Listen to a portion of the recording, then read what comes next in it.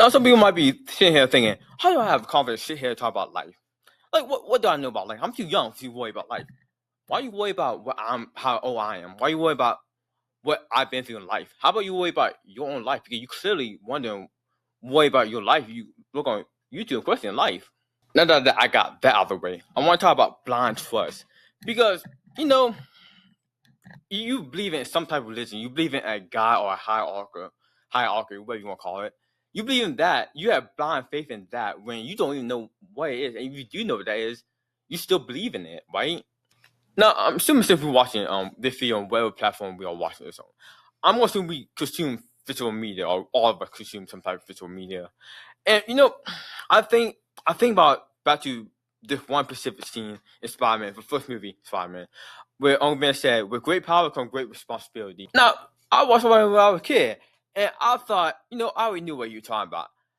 But when you get older, you see a bigger bubble, and you realize, maybe you didn't realize what you were talking about. So I'm looking at him. I'm like, okay, now I kind of understand what he's saying, because whatever higher being you believe in, whatever God you believe, whatever religion you believe in, that guy has a limited power, right? No matter what he do, he can't just change things willy-nilly. No matter what he want, he have the power to change something, but he also have power to affect something. So if he change one thing, he gonna affect something else. It's gonna be a domino effect, no matter what direction it's in. Now I'm gonna come back to confidence and blind trust. Listen, you can say that you don't trust anybody. That's fine, dude. But you won't have to trust in yourself, because if you don't have confidence in yourself, then how can you have confidence in a blind faith when you aren't even working on yourself? Have some faith in your own self before you can have faith in anything else in your life. Now, you're saying you don't have faith in yourself. You don't have self-confidence in yourself.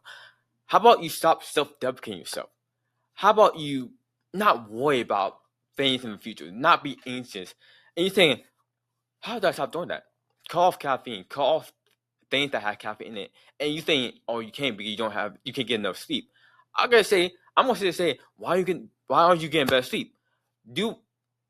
Cut off the fat, trim out the fat, trim out anything that you really don't need, and just survive off of the bare minimum. And you ask me, why would I do that? You got faith in whatever religion. You got faith in some type of God, right? How can God work with somebody who won't work with themselves?